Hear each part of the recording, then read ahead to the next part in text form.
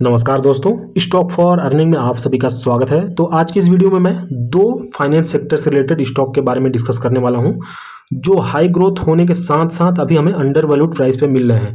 देखिए, इनकी profit growth और सेल्स ग्रोथ 60% से ज़्यादा है। मतलब ये एक तरह से अच्छे खासे हाई ग्रोथ स्टॉक है और उसके बाद ये इस समय हमें अंडर वैल्यूड प्राइस पे मिल रहे हैं। तो देखिए, अगर आप ऐसे स्टॉक्स में पहले से इन्वेस्टमेंट बना करके रखते हो तो जब भी मार्केट में तेजी आती है तो जो बड़े इन्वेस्टर होते हैं वो ऐसे ही स्टॉक में इन्वेस्ट करते हैं जो उस समय अंडर वैल्यूड होते हैं। तो वहाँ से आपको रिटर्न ज़्यादा से ज़्यादा मिलने के चांसेस रहते हैं। देखिए, अगर आप ये सोचोगे कि आप किसी स्टॉक्स में इन्वेस्ट करते हो उसके बाद ही आपको तुरंत वहाँ से रिटर्न मिलना शुरू हो जाए, मतलब वहाँ से स्टॉक ऊपर की ओर जाना शुरू हो जाए, तो ऐसा नहीं होता है। हमको ऐसे स्टॉक्स में पहले से पोजीशन बना करके रखनी पड़ती है और कोई भी स्टॉक तभी मूव करता है जब उसमें बड़े इन्वेस्टर आते हैं, बड़ी क्वांटिटी में बाइंग सेलिंग होती है, तब वहाँ से अच्छे खासे रिटर्न मिलते हैं। तो जैसा कि आज के जो ये दोनों स्टॉक हैं, दोनों ही फाइनेंस सेक्टर से रिलेटेड स्टॉक हैं। अब ऐसा नहीं कि फाइनेंस सेक्टर में सिर्फ Jio finance, Bajaj finance, Cholamandalam, Shriram finance इन्हीं स्टॉक्स में पैसे बनेंगे। इसके अलावा भी मार्केट में कई कंपनियां हैं जो काफ़ी अच्छे तरीके से अपना बिजनेस रन कर रही हैं और बहुत ही अच्छे तरीके से ग्रोथ भी कर रही हैं। तो ऐसे स्टॉक्स में हम इन्वेस्ट करते हैं जो अभी न्यूली लिस्टेड हो, खास करके, और हाई ग्रोथ हो, तो वहाँ से काफ़ी अच्छा रिटर्न मिल सकता है। तो आज का जो हमारा पहला स्टॉक है उसका नाम है अरमान फाइनेंशियल सर्विस लिमिटेड। अब यहाँ पर अगर आप इसका अबाउट सेक्शन देखोगे तो यहाँ पर आप देखिए, Arman financial service limited is an RBI registered category A non banking financial company. तो कैटेगरी ए में इसको रखा गया है, मतलब कहीं ना कहीं इसमें आरबीआई का भी भरोसा है। तो इस स्टॉक में मुझे नहीं लगता इन्वेस्टमेंट करने में इतना ज़्यादा कोई खतरा होगा। अब उसके बाद अगर आप इसका शेयर होल्डिंग पैटर्न आप देखोगे तो यहाँ पर आप देखिए, यहाँ कोटक महिंद्रा ने भी अपनी पोजीशन को दिसंबर क्वार्टर में मतलब अपनी पोजीशन बनाई है। उसके बाद अगर आप एफआईआईज को भी देखोगे तो यहाँ पर आप देख सकते हैं इन्होंने अपनी पोजीशन को यहाँ पर डबल कर लिया है। तो जरूर इनको भी इस स्टॉक में कोई ना कोई अपॉर्चुनिटी नजर आई होगी, तभी इन्होंने इसमें अपनी पोजीशन को बनाया है। तो जैसा कि मैंने बताया कि ये दोनों ही स्टॉक हाई ग्रोथ स्टॉक हैं, तो यहाँ पर आप इसकी प्रॉफिट ग्रोथ और सेल्स ग्रोथ आप देख सकते हो। पिछले 5 सालों की 50% से ज़्यादा है। मतलब पिछले 1-2 सालों की नहीं, पिछले 5 सालों से ये स्टॉक लगातार 50% से ज़्यादा तेजी से ये ग्रोथ कर रहा है। उसके बावजूद भी इस स्टॉक का अगर आप पी देखो तो मात्र 15 के पी पे ये स्टॉक ट्रेड कर रहा है। वहीं अगर आप इंडस्ट्री पी देखो तो 23 का तो इंडस्ट्री का पी है, उससे भी निचले लेवल पे ये स्टॉक ट्रेड कर रहा है, इसका स्टॉक पी। तो ये स्टॉक अभी 2,436 रुपए के प्राइस पे भी ये ट्रेड कर रहा है। इसका मार्केट कैपिटलाइजेशन 2,384 करोड़ का है। तो देखिए, कभी भी हमको किसी भी स्टॉक को प्राइस को देख करके उसमें इन्वेस्ट नहीं करना चाहिए। हमेशा हमको उस स्टॉक की वैल्यूएशन को देख करके इन्वेस्ट करना चाहिए कि वो अपने कंपटीटर के मुकाबले हमें किस वैल्यूएशन पे मिल रहा है। अब मैं आपको एक सिंपल एग्जांपल दिखाता हूँ, सही वैल्यूएशन पे सही स्टॉक में इन्वेस्ट करने से आपको किस तरीके से प्रॉफिट हो सकता है। यहाँ पर आप देखिए, ये एंजल वन है। ये मेरी इसमें मतलब जब मैंने अपना यूट्यूब चैनल स्टार्ट किया था तब उस समय मैंने एंजल वन पे सबसे पहले अपना वीडियो बनाया था। अब यहाँ पर देखिए, इसमें मैंने 90,000 रुपये खुद इन्वेस्ट किए थे। ठीक है, कब किए थे? 10 महीने पहले। उस समय जब मैंने पहले वीडियो बनाया था तब इस स्टॉक का प्राइस मात्र 1,000 रुपये था और उस समय ये स्टॉक मात्र 10 के पी पे ट्रेड कर रहा था, जबकि इसकी भी प्रॉफिट ग्रोथ, सेल्स ग्रोथ 40% से ज़्यादा थी। तो आज के डेट में इस स्टॉक ने मेरे पैसे को 3 गुना से ज़्यादा कर दिया था। हालांकि मैंने वहाँ से अपना प्रॉफिट बुक कर लिया, लेकिन देखिए, सही टाइम पे सही स्टॉक में सही वैल्यूएशन पे इन्वेस्ट करने पे कितना ज़्यादा आपको प्रॉफिट हो सकता है कम समय में। तो बात कर रहे थे हम अरमान फाइनेंस की। तो यहाँ पर इसकी इंट्रिंसिक वैल्यू भी आप देखोगे तो इसके करंट प्राइस से ज़्यादा ही निकल करके आ रही है और इसका प्राइस टू अर्निंग ग्रोथ भी आप देखोगे तो 1 से कम है। मतलब इन दोनों तरीके से भी ये स्टॉक हमको अंडर वैल्यूड ही देखने को मिल रहा है। हालांकि कंपनी पे कर्ज है, लेकिन ये फाइनेंस सेक्टर की कंपनी है, तो फाइनेंस सेक्टर की जो भी कंपनियां होती है उन पे कर्ज रहता है, क्योंकि ये कर्ज लेकर के ही कर्ज देती हैं और उससे ही अपना प्रॉफिट बनाती है, इंटरेस्ट बनाती हैं। उनका यही काम होता है। तो यहाँ पर ये डेप्ट को लेकर के कोई दिक्कत नहीं है। तो वैल्यूएशन तो हमने इस स्टॉक के देख लिए। अब हम इसके चार्ट पे आते हैं। तो यहाँ पर अगर हम चार्ट पे आते हैं तो यहाँ देखिए, इस स्टॉक ने 2015 के बाद से काफ़ी अच्छा रिटर्न बना करके दिया अपने इन्वेस्टर को। तो यहाँ पर तो देख करके लगता होगा कि ये स्टॉक अपने ऑल टाइम हाई के आसपास ही ट्रेड कर रहा है, तो यहाँ से इसमें कभी भी गिरावट हो सकती है। लेकिन देखिए, अगर आप इसका पी रेशियो आप देखोगे ना तो यहाँ पर आप देखिए ईपीएस इसका लगातार ग्रोथ कर रहा है, आप देख सकते हो ईपीएस। और वहीं अगर आप इसका पी देखो तो अपने लोवेस्ट लेवल के आसपास ही ट्रेड कर रहा है।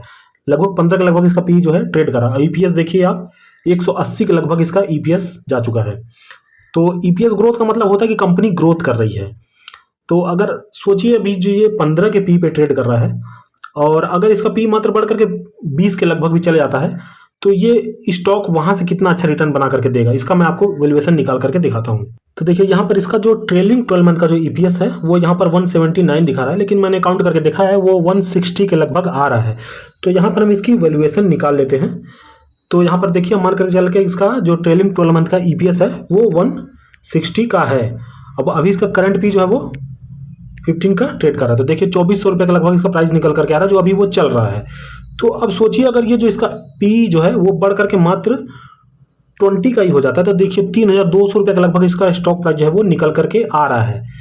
तो हाई ग्रोथ स्टॉक है, 40-60% से ज़्यादा इसकी प्रॉफिट ग्रोथ सेल्स ग्रोथ है, तो उसके लिए 20 का पी मिलना कोई बहुत बड़ी बात नहीं है। इतना के पी पे ये आराम से ट्रेड कर सकता है आने वाले टाइम में।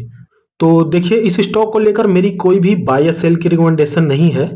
ऐसा नहीं कि ये स्टॉक खराब है, बस दिक्कत ये है कि यहाँ पर अगर हम इसका शेयर होल्डिंग पैटर्न देखेंगे तो यहाँ पर आप देख सकते हो प्रमोटर के हाथों में मात्र 23% ही शेयर है। ज़्यादातर जो होल्डिंग है वो पब्लिक के यहाँ पर हमको देखने को मिल रही है। तो इस स्टॉक में कोई भी छोटी मोटी बैड न्यूज़ निकाल करके इस स्टॉक को गिराया जा सकता है, जैसा कि आपने कुछ दिन पहले अभी पॉलीकैब में देखा होगा कि एक न्यूज़ आई और स्टॉक किस तरीके से वहाँ से हमको उसमें गिरावट देखने को मिली।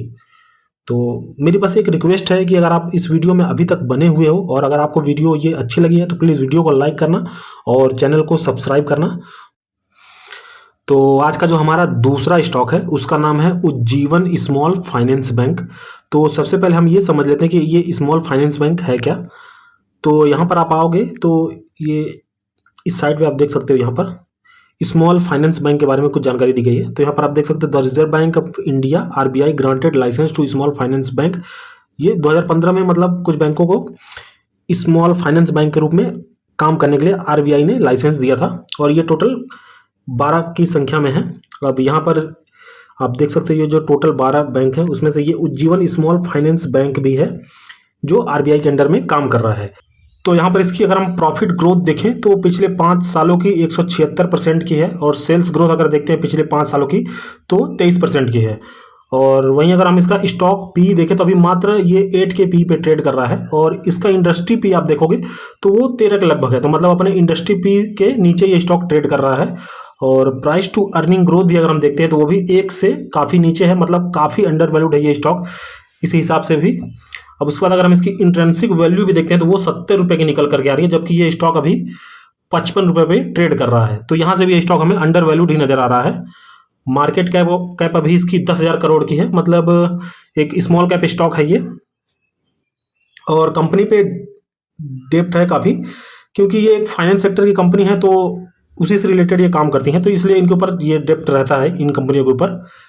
तो यहाँ पर अगर हम इसका प्रॉफिट एंड लॉस देखें तो जो मार्च 2012 में 148 करोड़ का रेवेन्यू था वो मार्च 2023 तक बढ़ करके 4165 करोड़ हो चुका है। और अगर इसका नेट प्रॉफिट अगर देखें मार्च 2012 में तो जो सिर्फ 2 करोड़ का था वो मार्च 2023 में 1100 करोड़ रुपए के लगभग बढ़ के हो चुका है। तो काफ़ी अच्छी ग्रोथ हमको इस स्टॉक में देखने को मिली है। तो इसलिए मैं कह रहा हूँ कि ये स्टॉक हाई ग्रोथ स्टॉक है और आगे भी मुझे लगता है ये स्टॉक ऐसे ही लगातार परफॉर्म करता रहेगा, क्योंकि अगर आप यहाँ पर इसका profit growth and sales growth देखोगे कंपाउंड तो देख सकते हो आप 30% से ज़्यादा ही निकल करके आ रही है। तो काफ़ी अच्छी इसकी profit growth and sales growth है। और अगर हम इसका शेयर होल्डिंग पैटर्न भी देखें तो यहाँ पर आप देख सकते हो प्रोमोटर के पास ही 73% से ज़्यादा शेयर हैं। उसके बाद एफआईआईज और डीआईआईज भी इसमें थोड़े मोड़े इन्वेस्टेड हैं। पब्लिक के पास 18% से ज़्यादा शेयर हैं। तो अब यहाँ पर अगर हम इसका चार्ट पैटर्न भी देखें तो जब ये स्टॉक जनवरी 2022 में लिस्ट हुआ तो उसके बाद से इसमें हमको काफ़ी बड़ी गिरावट देखने को मिली और ये स्टॉक मुझे लगता है 2 सालों तक लगातार ये स्टॉक गिरता रहा, लेकिन उसके बाद से यहाँ से ये काफ़ी अच्छी रैली हमको इसमें देखने को मिली, क्योंकि यहाँ पर हमको काफ़ी अच्छे इसमें वॉल्यूम भी जनरेट होते हुए देखने को मिला। अब उसके बाद ये जो स्टॉक है यहाँ पर अपने ब्रेकआउट के लेवल पे है, तो मुझे लगता है कि यहाँ से ये स्टॉक अगर 60 रुपये के ऊपर निकलता है तो यहाँ से इसमें हमको काफ़ी अच्छी रैली देखने को मिल सकती है। तो देखिए अगर आप इस स्टॉक में इन्वेस्टेड हो और अगर ये स्टॉक यहाँ से 60 रुपये के ऊपर निकलता है तो आप इसके स्टॉक प्राइस के साथ साथ आप इसके पी को भी जज करते रहना कि ये कहाँ तक इसका पी जा रहा है। इसके पी को आपको कंपेयर करना है किन से, जो और अदर स्मॉल फाइनेंस बैंक के जो स्टॉक है, जो स्टॉक मार्केट में लिस्टेड है, उनके पी से आपको कंपेयर करते चलना है कि वो उनकी प्रॉफिट ग्रोथ और उनकी सेल्स ग्रोथ के हिसाब से वो किस पी पे ट्रेड कर रहे हैं, तो उसके हिसाब से ये स्टॉक का पी कहाँ तक जा सकता है। तो इस स्ट्रेटजी के हिसाब से आप इस स्टॉक में अपना एक तरह से इन्वेस्टमेंट किए हो, तो उसमें आप स्ट्रेटजी बना सकते हो और वहाँ अपना डिसीजन ले सकते हो कि आपको इस स्टॉक में क्या करना है। तो देखिए, इन दोनों स्टॉक को लेकर मेरी जो भी सोचने का नज़रिया था वो मैंने इस वीडियो के माध्यम से आप लोगों से शेयर किया। तो मेरी कोई भी बाय या सेल की सलाह नहीं है, मैंने ये वीडियो सिर्फ एजुकेशन पर्पज़ के लिए बनाया है। तो अगर आपको वीडियो अच्छी लगी तो प्लीज़ वीडियो को लाइक करना और चैनल को सब्सक्राइब करना। धन्यवाद।